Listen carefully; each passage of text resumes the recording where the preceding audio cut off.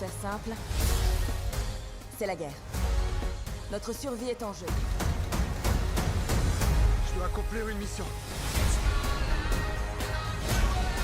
Et Mickey Barnes se battra jusqu'au bout. Mon grand cadeau à l'humanité. T'as la trouille de crever. Cette fois, j'ai pas eu peur.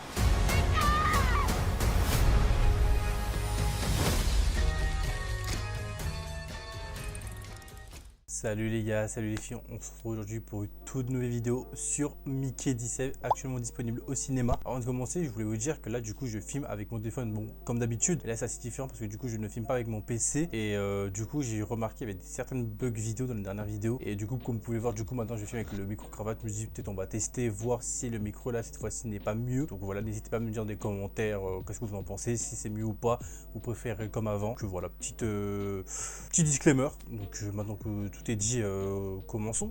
Comme d'habitude les gars, on va commencer par le contexte, suivi du box-office et du budget, pour terminer par la recommandation. Et puis la partie spoiler en fin de vidéo ou bien sur la minute indiquée dans le titre de la vidéo. Donc voilà, donc maintenant que tout est dit, commençons. Donc on commence du coup avec Mickey Barnes qui vit un peu une vie misérable sur Terre et qui décide de s'engager en tant que expendable et qui est du coup remplaçable sur une nouvelle planète qui s'appelle Hellflame, si j'ai bien compris. Et du coup son rôle c'est un peu de faire toutes les tâches indésirables comme réparer le vaisseau, tester les anticorps ou tester même l'environnement de la planète, voir s'il n'y a pas un petit virus pour l'humain. Et la spécialité d'être un remplaçable, c'est qu'à chaque fois que tu meurs, tu te fais cloner jusqu'à un jour il va se réveiller à côté de son propre clone. Et c'est là que les emmerdes vont commencer. Bon du coup les gars, je vous avoue que ce film, quand j'en ai fait du coup la réaction à la bande-annonce et quand je suis parti le voir, ce n'est pas du tout le même film. J'ai l'impression d'avoir vu un autre film. Vraiment, la bande-annonce et le film, les gars, c'est vraiment autre chose. En fait, quand tu regardes la bande-annonce, t'as un peu l'impression que c'est un peu un film comédie, un peu comme je l'ai dit dans l'ambiance un peu Guardians of the Galaxy et tout. Alors que pas du tout. Le film a vraiment une toute nouvelle ambiance. Je sais pas si le film, si la bande-annonce s'est fait exprès pour nous tromper ou pas. Mais personnellement, moi... je vous avoue, ça m'a pas fortement dérangé. Personnellement, j'ai bien aimé le film. Après, je sais pas si c'est un film qu'on retiendra sur la durée, parce que je sais que c'est l'un des plus gros films de science-fiction de cette année. Personnellement, j'ai bien aimé. Robert Pattinson, il joue tellement bien le rôle du Mickey. Par contre, je vous conseille vraiment pas d'aller voir le film en VF. Je trouve que la VF elle est assez bizarre, mais le film par contre en VO est vraiment pas mal. Et même le rôle de Naomi Aki dans son rôle de Nasha, je trouve vraiment qu'elle joue tellement bien son rôle. Donc franchement les gars, les personnages principaux du film pour le coup jouent tellement bien le film et on sent vraiment la patte de la réalisation du créateur de Parasite et de Murdery of Murder, que vraiment tu le sens que c'est vraiment lui qui fait le film, mais il y a quand même quelques petites différences. Et aussi un truc que je voulais revenir, c'est que ce film se veut vraiment colonialiste, impérialiste et même un peu dictateur, parce qu'il y a des moments où j'ai pas trop envie de vous spoil, mais t'as un peu l'impression de revoir un peu une figure, comment je pourrais dire ça, un petit personnage, tu vois, assez connu dans les années 39-45, tu vois, si vous voyez ce que je veux dire. Mais je pense que, je vous avoue en fait que quand j'ai vu la bande-annonce de ce film, je m'attendais tellement pas que le film allait tourner dans cette direction-là que ça m'a vraiment perturbé tout le film. Et pour le coup, 2h17 de film, je trouve que ça passe vraiment vite. Franchement, moi les gars, je sais pas si vous regardez cette vidéo, si vous avez vu le film ou pas encore. Mais personnellement, moi, je vous conseille d'aller voir le film. Je pense que c'est un bon film de science-fiction. Je pense pas que c'est un film qu'on va le voir aux Oscars ou à Cannes, ce genre de trucs. Le film, il est bien, franchement, il est bien. Mais c'est pas non plus la masterclass auquel je m'attendais, voilà. Donc, personnellement, moi, c'est ce que j'en ai pensé. Là, donc, je pense qu'on peut passer du coup à la partie budget box-office. Donc, du coup, dans la partie budget et box-office, le film réalise du coup un budget de 118 millions, ce que je trouve assez beaucoup quand même. Après, c'est pas non plus énorme quand tu vois ce que le MCU propose, surtout dernièrement, des gros films à 200-300 millions pour un peu donc, la comparaison. Je sais pas exactement c'était combien le box-office et le budget de Parasite, mais vous l'affichez, ça pourrait le voir. Et par contre, je sais pas du tout si le film de budget risque de battre un record au box-office, malgré que la pub derrière le film est vraiment assez colossale, que vraiment le film, on en a vraiment entendu parler partout, que ce soit dans les médias, que ce soit sur Insta, que ce soit sur TikTok, partout, même les affiches, on voyait ça partout. Donc, est-ce que vraiment le film réussira à battre son nombre au box-office? Franchement, à voir. Je sais que du coup, en Corée, le film il est sorti déjà le 28 février en Corée. Il avait déjà fait 9 millions au box-office. Donc à voir si du coup au box-office mondial le film réussira à rentabiliser ses 118 millions, ce que je doute un petit peu, je vous avoue, mais c'est pas impossible, franchement c'est totalement possible. Donc à voir sur la durée du film. Là le film il est sorti du coup vendredi aux États-Unis, mais mercredi pour nous en France. Donc à voir comment le film la semaine prochaine va être accueilli. Mais je pense qu'en vrai c'est possible que le film puisse battre les 118 millions, mais à voir, franchement à voir. On ne sait pas comment le film va se passer franchement dans le pays, parce que j'ai vu un petit peu les avis et les avis divergent un peu. Ils disent que le film est assez mid, c'est pas une masterclass. Donc en vrai je peux comprendre les avis, effectivement c'est pas une masterclass, et lui aussi il est mid mais il est bien quand même, tu vois. Donc à voir vraiment si le film réussira à vraiment abattre son box-office, ce que je doute fortement, mais ce qui est totalement possible. Donc du coup dans la partie recommandation, je vous avoue que là du coup j'ai pas tellement de films à vous conseiller. En termes de clonage science-fiction, je pourrais vous conseiller Blade Runner, mais je sais pas si ce serait vraiment un bon film à vous conseiller. Donc ce que je vais faire, c'est que là dans la partie du coup recommandation, du coup on va remplacer du coup la partie recommandation par ma tier list. Pour ce film, je pense que je le mettrai, donc ça aurait pu être mieux. En vrai, c'est un bon film, et comme j'ai dit, je sais pas si c'est un film auquel vous avez rappelé.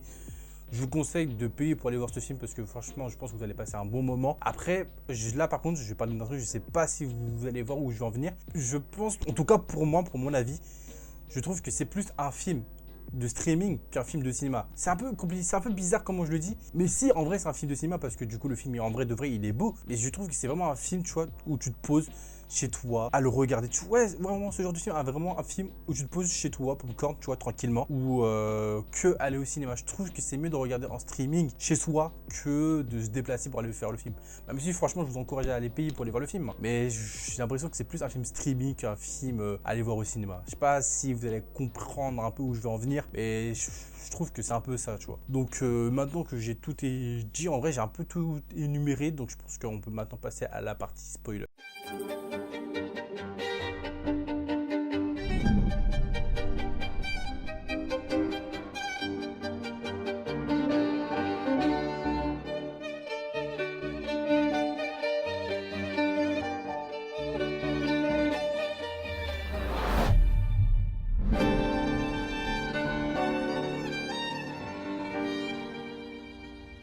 Bon ok, du coup dans cette partie spoiler, je voudrais revenir sur les petites bestioles qu'elle, d'ailleurs Mikey va sauver, et que je trouve que franchement, ces bestioles-là, comparées aux humains, sont littéralement plus humains que avec les humains avec lesquels Mickey vit en fait. Et c'est ça qui est assez fou, c'est que même si Mickey c'est un remplaçable et qui fait que de mourir, et que même de toute façon on le voit durant le film, que les gens en fait au fur et à mesure qu'ils meurent, ils s'en foutent, et que même sur certaines copies, il y a des moments où littéralement le corps tombe par terre pour montrer à quel point les gens en fait, ils sont tellement habitués que Mickey meurt que maintenant c'est devenu quelque chose de banal qu'ils ne font presque plus attention. Et c'est ça qui est assez triste avec le personnage de Mickey, c'est que en fait tout le film, en fait il va s'en vouloir pour quelque chose qui n'est pas de sa faute par rapport à la mort de sa mère, et qui est assez triste. Et d'ailleurs c'est pour ça que Mickey 18 est un peu là, parce que c'est un peu la version, on dirait un peu, on pourrait dire un peu prime de Mickey, la version auquel il voudrait avoir vraiment la rebelle, qui voudrait se rebeller du système vraiment dégueulasse qu'il fait subir. Parce que c'est assez dommage, parce que, et même triste de voir en vrai tout ce qu'il subit en fait. Parce que malgré que ce soit un remplaçable, le nombre de trucs que Mickey subit, que ce soit le moment où il s'est coupé la main dans l'espace, ou quand ça teste des anticorps sur lui, ou même quand on le met dans la chambre, même il y a le froid et tout pour tester des trucs sur lui. Je trouve que ça, malgré que ce soit un remplaçable, je trouve que ça reste quand même quelqu'un de humain. Donc c'est assez grave entre guillemets de considérer ça en fait, que les gens trouvent ça totalement normal, et qu'il n'y a pas quelqu'un qui dit un jour faudrait quand même que, je sais pas, que Mickey soit enfin considéré comme un humain en fait, malgré qu'il puisse revivre la vie, que au moins tu vois, il puisse je sais pas moi, avoir une bonne paye, un bon salaire, je sais pas, un truc du genre, tu vois, juste au moins que Mickey au moins soit juste considéré comme l'être qu'il est en fait. Et c'est là que du coup je voulais revenir du coup aux bestioles, que le moment où du coup la bestiole du coup sauve Mickey, c'est vraiment l'un des seuls moments, j'allais dire l'un des seuls moments. Il y a aussi Nasha qui est aussi l'une des personnes qui fait que Mickey n'a pas sombré. En fait, c'est l'un des seuls moments où tu ressens vraiment de la compatibilité envers Mickey, où là tu sens vraiment quelqu'un qui a vraiment fait un geste vraiment cool pour lui, tu vois. Et c'est assez fou quand même qu'on en soit arrivé à que ce soit des animaux d'une autre planète, même pas de sa propre espèce, qui viennent à l'aider, tu vois. Et c'est pour ça que c'est assez fou, parce que même le personnage de Timo ou de Kenneth Marshall, à côté, c'est vraiment des ordures comparées aux bestioles, en fait. Et de toute façon, on le voit très bien, parce que Kenneth Marshall, c'est vraiment la représentation de l'impérialisme, du colonialisme. En fait, comme je l'ai répété en partie non spoiler, vraiment le dictateur prime, tu vois, vraiment le dictateur qu'on a un peu en tête, tu vois, d'une époque très sombre de l'humanité, mais bref, je vais pas revenir à ça, que je trouve vraiment d'ailleurs, que ce soit son personnage ou même celui de Timo, c'est vraiment des personnages qui sont pas assez finis, un peu comme le film, tu vois, le film a vraiment beaucoup d'intrigues, mais qui ne vont pas au bout, qui est assez chiant, je trouve. D'ailleurs, c'est pour ça que je trouve que 2h17, ça va. Mais c'est assez court, parce que je pense que Bong Joon-ho, je crois que c'est ça son nom, aurait vraiment dû rajouter plus du temps au film pour expliquer plusieurs choses qui ne sont pas expliquées dans le film. Parce qu'il y a plein de choses qui restent en suspens et que c'est assez dommage. Que franchement, je pense qu'on aurait quand même pu avoir plus de réponses. Que ce soit même sur comment ils vivent, par exemple les monstres, comment la planète fonctionne. Parce que du coup, on voit que l'hiver et le printemps. Et c'est assez chiant, tu vois, de rester vraiment que sur cet aspect-là et pas l'élargir, en fait. Et c'est assez dommage d'en rester à là. Donc c'est pour ça que moi, je trouve que si, par exemple, je devrais mettre une note au film, je pense que je mettrais une note de 6,5 ou 7 max. Parce que franchement, je trouve que c'est un bon film, mais ce n'est pas un film extraordinaire, comme je l'ai répété en partie non spoiler.